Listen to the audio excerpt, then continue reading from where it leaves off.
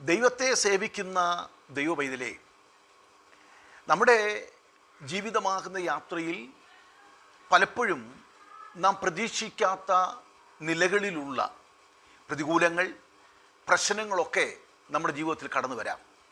എന്നാൽ ദൈവകൃപയിൽ ആശ്രയിച്ച് അനുദിനം മുന്നേറുന്ന ഒരു ദൈവപൈതലിനെ സംബന്ധിച്ചിടത്തോളം ഒരു ഉറപ്പുണ്ട്.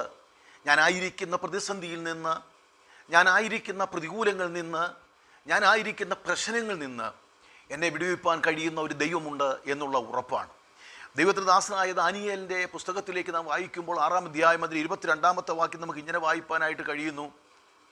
സിംഹങ്ങൾ എനിക്ക് കേടുവരുത്താതിരിക്കേണ്ടതിന് എൻ്റെ ദൈവം തൻ്റെ ദൂതനെ അയച്ച് അവയുടെ വായ അടച്ചു കളഞ്ഞു. അവൻ്റെ സന്നിധിയിൽ ഞാൻ കുറ്റമില്ലാത്തവൻ, രാജാവേ, തിരുമുമ്പിലും ഞാൻ ഒരു ദോഷവും ചെയ്തിട്ടില്ല എന്ന് ഉണർത്തിച്ചു. ചിന്തിക്കുക, നമ്മെ കാത്തുപരിപാലിക്കുന്ന ഒരു ദൈവത്തിൻ്റെ കരുതൽ.